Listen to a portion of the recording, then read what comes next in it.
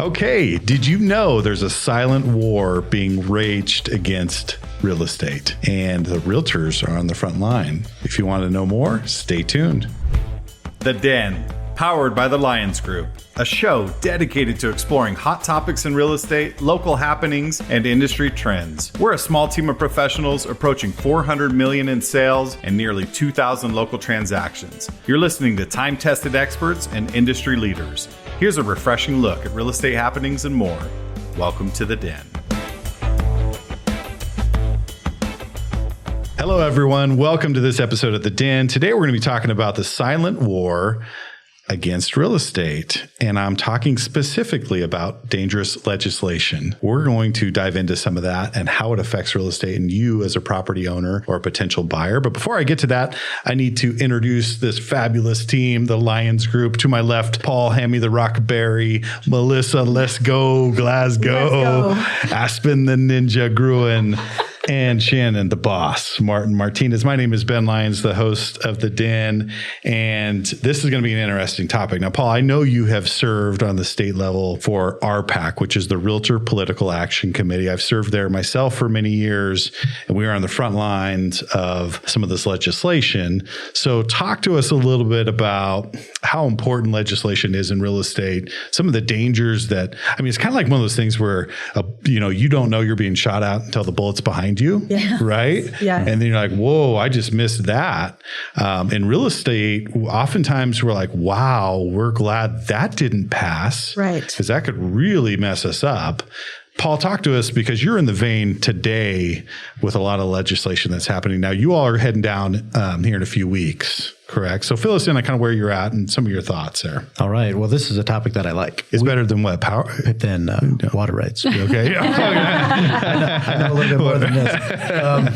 I'm a part of a couple of committees, the RPAC Trustee Committee, where we collect money from all of our members and we push it towards legislators who have property rights, homeownership rights. That's one of their guiding ideals, that they will not vote against those things. On a legislative committee, what we do is we go over all the bills that come out. We have a legislative session coming up. It starts next week in Santa Fe. And we go over all the bills that are being introduced. This one's a short session, so it's not going to be as many. But we go over all the bills that have anything to do with homeownership, private property rights, economic development, taxes. So some of the things that we see every year are transfer tax. We see water rights come up quite a bit. Yeah. So I know a little bit, but I'm not an expert. One of the other things we see is the Owner-Resident Relation Act, which goes over tenants' rights versus landlord rights. That's a big one. Usually taxes. One of the things that we see is Santa Fe usually tries to pass some of these laws, and they're like the testing grounds. And then once they get it passed in Santa Fe, then all of a sudden they try to take it statewide. And the door creaks open. And once those doors open up, they're really hard to shut. One of the big fights that we had last year was there were bills out there that were trying to get rid of R1. And if you don't know what R1 is, that's single family resident zoning. Yeah, that's incredible. So they wanted to make everything multifamily. So any new construction would have to be more than one family. And what they were thinking is anything that was already a single family resident had to allow an ADU, which is an accessory dwelling unit. And the idea there was so you could age in place. Like you could grow up in a house. When your kids all leave, they could own that house and you go to that ADU and live there. Some of the problems with that, though, is once they try to sell that, if they ever need to, it's hard to get lending on homes with ADUs. The financing is different, the infrastructure, so resources. So you're saying that we pass bills and we don't have the infrastructure there to take care of it? Imagine that. Yeah, imagine that. Yeah, we pass it to read what's in it. So I mean, those are the things that we fight, and what we do as at the legislative committee is we come up with suggestions on these bills. We hand them to our lobbyists, and then our lobbyists go to the floor of the House, and they're the ones fighting the good fight for us. Yeah, and I think it's really important. I thank you for what you do there on the state level. Like I said, I've been on that committee, and I've rolled my sleeves up there, and so I understand how important that is for our state. And I think it's important for our viewers to understand, and through the talking points here, is that there is continuous legislation that are hitting the desks, and some of these are 50-page bills, 100-page, 200-page bills, and in the back of this bill that they're talking about funding a municipality or something to that effect, they build in they just kind of sneak in some stuff of that would really harm real estate. And so it's really important that the realtors are on the front line, and we have entire committees and money and lobbyists, as you indicated, dedicated to reading through these bills, because, the whole pass it now, we'll figure it out later, that just does not fly, because now all of a sudden you have a big issue. And especially with property rights. See, people see real estate and they go, "Oh, we're kind of low on money in our state. Where do we go to find that?" Oh, real estate, right? The easy target. And so it's constantly, that's why I call this the silent war. There's a constant barrage of legislation that comes after your rights as a property owner, and that could marginalize your ability to own land or property. And if you take that away from people, then what do you have? My whole platform is really about participation. We can get our real estate license and become a member of NAR, National Association of Realtors, and a member of our local board, put a sign up in the yard and sell houses. Yeah. Right? We need to all get involved in these things like legislative, RPAC, know what's going on in our own city council and everything else. We have to be the pillars of our communities to know these things. It's more than just putting a sign outside.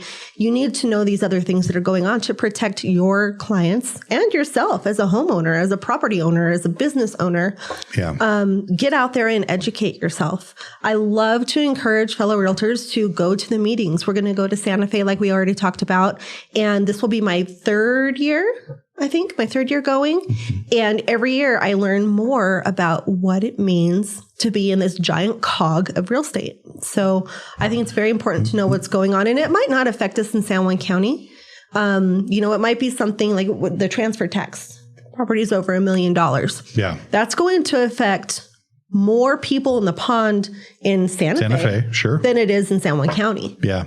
But it's still important. But the door creaks open, because how long is it before they go, we're not getting as much money from the $1 million. We need to do half a million. Yeah, we need to get the $500,000, right? Where does it stop? And thank you for the participation component. And for the viewers that don't know, I'm talking to the SJCBR, it's the San Juan County Board of Realtor President, Melissa Glasgow. It's your year this year, and your theme is participation, which is fantastic. I love that. We have an immediate past president, Paul Berry, who did a wonderful job. His whole goal was to pick up the association and leave it better than what he found it. And he did that, accomplished that. Mm-hmm. And then we have President-elect, the Ninja, Aspen. So she's coming up, and thank you for all your service as well. Considering the presidents in the past, you two have had pretty short terms in the industry to be at a level that you're at, which is fantastic. Yeah. So thank you for your service there. We have a former board member here and former board member, president here. So we've all served in capacities over the years. We all put our money where our mouth is. Yep. Yes. And I think that is really important. And if you're a realtor watching this, get involved. It's the best thing you can do. Absolutely. Literal money too. Donate to RPAC. Yes. Yeah. Donate to RPAC. So Aspen, what are your thoughts on some of the legislation, maybe locally or on the national level? Yeah. Talk to us about some thoughts that you have. So I think because I am in the multiple states, we do have transfer tax in Colorado for investment homes. There is ADUs all over the place, especially in like Denver. So those don't necessarily scare or deter me as much. I think I said in the first episode, I am always going to be pro individual person. I'm much more concerned with these hedge funds like BlackRock and Invitation owning 80,000, 100,000 homes. And we're not really seeing that here, but I think it's only a matter of time, frankly. So I've been following more on the national level, the bills for like the Hedge Fund Control Act. I do have it written down here. I don't remember the exact name. Stop Wall Street Landlords Act and the End Hedge Funds Control of American Homes. I like I said, we're not seeing it here. But if one of these companies came in and was offering cash for homes with no contingencies, the individual homeowner is already having a hard time competing, especially first-time home buyers. I'm very concerned. Now, I've read through these bills, and I will say I don't necessarily agree with everything that's in them, especially the hedge fund control. It limits the individual person as well to 50 homes. You have to sell the remainder in 10 years. But I'm not concerned with somebody owning 50 homes. I'm not concerned with someone owning 500 homes. I'm concerned with these corporations just absolutely wiping out individual home ownership within a generation or two. That's what I'm concerned about. I think that's a great point. And to your point, we haven't directly seen that here, but we've seen the byproduct of it. So all of us over the last couple of years have worked with people that are moving here from Phoenix or California or Texas, and they say, hey, I'm paying cash. And we're like, oh, cool. Are you selling your home out there? Yeah, I'm selling my home. They're buying cash. I'm paying cash. And after a few more questions, you can find out pretty quickly, like, where's all this liquidity coming from where they're paying $1.5 million? People are just paying cash for properties out on the coastlines, and those people are cashing in and moving here. So we're kind of we're the second step of the product that's happening. And I want to share a couple things with you because we've seen this, especially the last couple of years. Zillow got burnt on this a bit back in the day, but what they would do is they would go into a market like Phoenix and they would buy cash $300,000. And I had one of these buyers. They said, Zillow's buying my home. It's closed in 7 days, no appraisal, $300,000. And I'm like, wow. Well, I didn't realize Zillow was that far in the game. $300,000. They'd buy 30 homes in a neighborhood for $300,000 cash, no inspections, right? Take it as is. On the 31st home, guess what they would do? They would pay $350,000. Right. And so now all of a sudden, all those assets that they paid $300,000 bumped up in value because you have a new comp at $350,000. So those are the games that these hedge funds play. BlackRock, State Street, Vanguard, these big companies. In fact, I have a good friend, Joe, who's out. Joe, if you're listening, just a disclaimer, Joe is a great guy. He's fantastic. And he's worked for BlackRock for many years. They live in San Francisco. And about 1.5 years ago, I turned to Joe and I said, Joe, did BlackRock get into real estate? And he kind of looked over at me and I said, residential real estate, not commercial, residential. And he goes, we did. And he left it at that. So I think you're right. I think over the next few years, we're going to see that because that affects the affordability for the first-time home buyer. Yeah. They started buying up after the last recession in 2008 at just an astronomical level. It's pretty crazy whenever you actually look into who owns homes, especially in places like Phoenix and Houston. It's pretty surprising. It's scary, actually. Isn't it? It is. It really is, especially when we live in a relatively affordable area compared to the rest of the country. What's to say that's not going to, especially when we have bordering places like Santa Fe, Durango, we're pretty close to places like Phoenix that are pretty high priced. So I'm watching it pretty closely. And there's another thing I want to tee in on that. Foreign countries that come here with ill intent.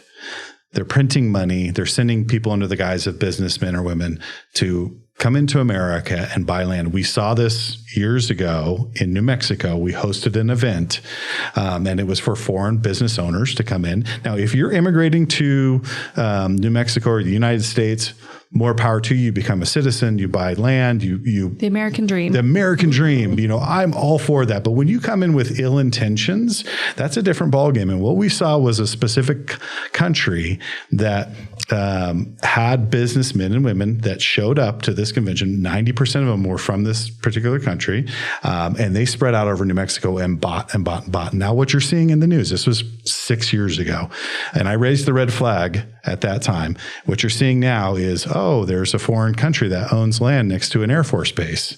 They own a significant amount of our agricultural land.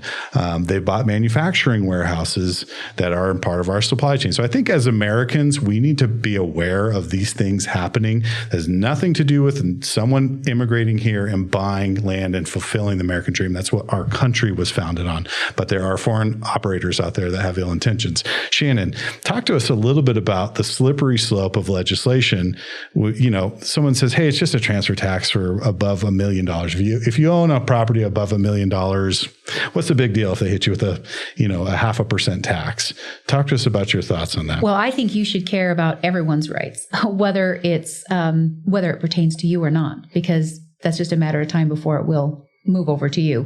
But I think that the problem with opening the door there is like we talked about before. First of all, it's $1 million, and in a couple of years we've all gotten used to that. We've swallowed that. We're taking it. We might hold our nose, but we've accepted it and we're doing it. And then they decide it's going to be $750, and then they decide it's going to be $5. Well, just look in the last couple of years. Probably 10 years ago, we didn't sell a lot of houses in San Juan County that were over $500,000, and now that's a lot of the houses in San Juan County. That's changed. Yeah. Right? So you think it's not a big deal, but that's going to be you pretty soon, because that gap is going to close. We're going to keep the prices of those houses are going to keep going up, and the price of where they've set it is going to keep going down. And so, you should always care about when they're taking rights away from somebody else, because they're coming for you too. Yeah. And if you don't think that that's happening, you probably just aren't paying enough attention. Yeah. And precedence is set. Once that door creaks open, right? Once it creaks open, then it can be opened to whatever degree, because the precedents have been set. So because right now it's just properties over $1 million. But like you were saying, in Colorado, what did you say it was on? It's for investment properties. Yep. But there are exceptions. So like if it's like a second home, or if you live in Colorado, if you work in Colorado, you don't have to pay those. It's only for people outside of Colorado that are buying and selling in Colorado. So if you live there, it's not.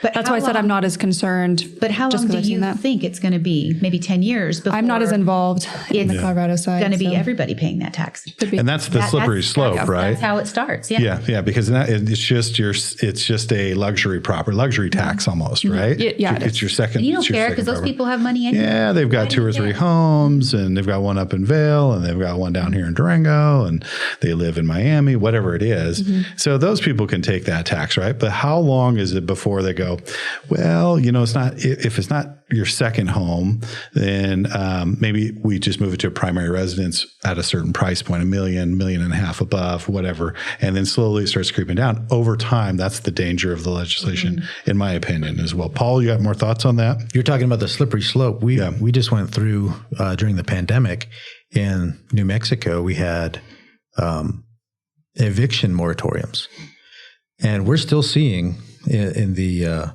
investment side of things, we're still seeing the ramifications for that, the unintended consequences of doing that. We're fighting legislation now on that Owner-Resident Relation Act. I think that's what it's called. We're trying to put things in there that say, I know everybody wants to fight for tenants' rights, but to get a little bit of landlord rights in there, it's very tilted towards the tenants. But when this moratorium hit, we had people that weren't paying rents for over a year. Yeah. The owners of those properties can't afford to do that. What was that called that everybody took? Oh, yeah, the stipend? No, not the stipend, but the furlough. Forbearance. Oh, forbearance. That's right. Thank you. So a landlord could take a forbearance, but after a while, it still needs to come. And they kind of waived all of that rent that was due to them. So we're trying to figure out a way that can't happen again. Yeah. And we also realize that in a health emergency, a lot of our rights get taken away anyway. So on the real estate side, we have to figure out how to make sure that everybody's protected, whether you're a tenant, a landlord, investor, anybody that has skin in the game has protection. Yeah. And that's what we're fighting in Santa Fe. And tenants obviously have rights, right? You can't just show up as a landlord and knock on their door without any notice and walk in and say, I'm here. But these days, it seems like they've become so focused on tenant rights that tenants almost have more rights to your property than you do as a homeowner in some situations, which can be really frustrating.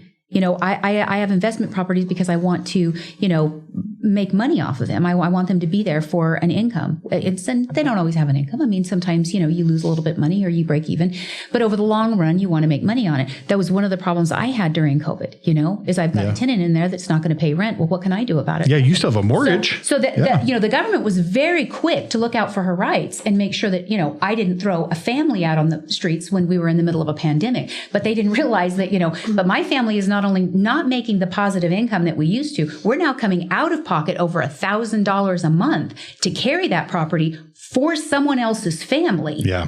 And, at the end of it, sure, I have the right to get it back at the end of it. But at the end of it, what happens? They move on and I've got 2 years. Yeah, and you're lucky that you had the money to.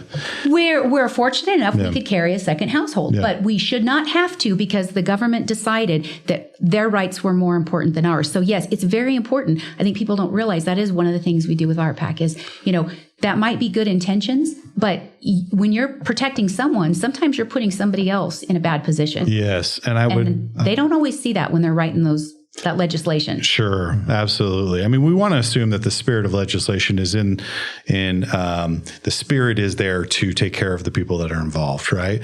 But that's not always the case. You have unintended consequences, and you have situations where people in VRBO, Aspen, you own a VRBO, and people move into your property, and they become squatters. And then you have to go through this whole process to get them out, which is insane to me because of the guys that, they rented the property under 2 nights or whatever. We've had instances up in Colorado where people have gone on vacation for, a month and have come back, and there are people living in their home, and it has taken them a year to get those people evicted out of their property, which is incredible to me. Yeah. So what are your thoughts on those types of things? I think I'm a little bit different opinionated than most people, maybe even in this room when it comes to it. I'm very pro tenant rights. I think this word slumlord didn't come from nothing. Sure. I really try and give people the benefit of the doubt and be a good landlord. And I take it as a big responsibility. And I think a lot of people will, especially being in this industry, you see people that don't have heat and they don't have safe electricity. And that is your job to get these. So I really am a big proponent of tenant rights. However, I don't think you should be able to, I moved out at a very young age. I was 16 when I moved out. I had roommates. You have to figure out a way to pay your bills. I think that's just something a responsible adult needs to do. So I do agree that you shouldn't just be able to live somewhere without paying. That's not how life works. Ultimately it's a business, not a charity. But squatters' rights never really made sense to me. I don't understand how that. I was just going to say, doesn't it feel excessive to you? That So I was going to preface that by saying all of those things to say that's not someone who is trying. I feel like a lot of tenants are trying their hardest. And homeownership is not for everybody. Sure. I don't understand the squatters' rights, and that's always kind of confused me personally. Yeah. Well, and that's again, it's been morphed from the spirit of the legislation that tries to take care of tenants, because you're absolutely right. I mean, tenants, some tenants will just never be owners, right? It's not in their DNA to want to take that next step, and that's totally fine. But in the spirit of taking care of their rights, it had morphed into, hey, I can jump into a property and squat, and it's going to take you a year to get me out of here. In the meantime, I'm going to move on to the next thing that benefits me. So pretty slippery slope. Yeah. We need to wrap up on time here. Any final thoughts, Melissa, you want to share on participation or legislation, or what should be on buyer and sellers' radars? Know your rights. Just be involved. Read the paper. Paper exists anymore, I don't know, but read the articles. Read the articles, yeah. Do what you need to do. I know, right? Yeah. Yeah, the paper. H myself. We don't want to do that. Every morning.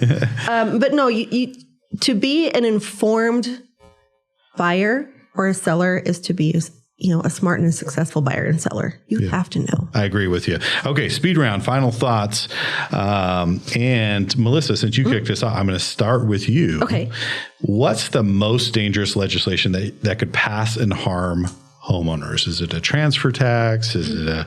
I think for somebody who has an investment, probably like what's it called? Rent control. Yeah. I think that would be the most harmful to investors. For an owner occupant, if we get rid of tax incentives, some people rely on some of that stuff. So that's what I would go with that. Owner occupant incentives, investors, rent control. Yep. Great answer. Aspen? It's really hard to say. There's so many things that, like you said, there's so many things added into these bills. There's not a lot of single issue bills. It makes it really hard to say what's the most dangerous. I would say probably anything that allows government to take eminent domain of your property. I think I'm not seeing that, but I would say as far as most dangerous, that's what I would consider overreach. Eminent domain. Yes. Interesting. Shannon? I agree. I don't think it's down to one topic. I think all of it can be dangerous. It's little tiny bites that they just take until you look over a 10, 20 year period and realize how much things have changed. Yeah. So I think all of them can be dangerous to anyone, whether you're a buyer, whether you're a seller, whether you're a renter, whether you're a homeowner, everything that they pass has consequence. I think that's just why it's so important for us to stay involved as realtors, to be watching those things. And the people writing the legislation, they're not always the ones with the on the ground experience that can understand what's that going to mean? What's going to happen when you pass that? They just kind of have some starry eyes when they pass it. Yep. Understood. Paul, final thoughts there. So the two that we're actually watching this year are rent control. And the other one is people with short-term rentals, VRBO, Airbnbs, even a little bit longer rentals. They're trying to change how they're taxed. So they're not taxed as they'd be taxed as more like a hotel or something like that. And that's going to be very detrimental to those properties. I agree. And my final thoughts on that is you're removing tax benefits of owning property. You're going to erode the fabric that is the backbone of America. Mm-hmm. If you get rid of the 1031 exchange component, you get rid of the depreciation of the asset, you get rid of writing off the interest, right? Those things are always under attack. So just know there's a silent war out there with legislation. The realtors, specifically in this room, are on the front lines, and we are fighting for your rights every day. So if you're working with a realtor, whether it's us or another, thank them for being a participant with the RPAC, because it's very important. Yes. On to my favorite part of the podcast, the Lyons Pride. We are the Lyons Group, and we have a lot of pride in what we do in this community. We like to highlight others that do great things in this community as well. Paul Berry, it is your turn to have someone join the Pride. No, so List for Gifts is something that we started up. It benefits the Boys and Girls Club, my gym, the lift station, along with the owners, who are the guys at M&R Plumbing.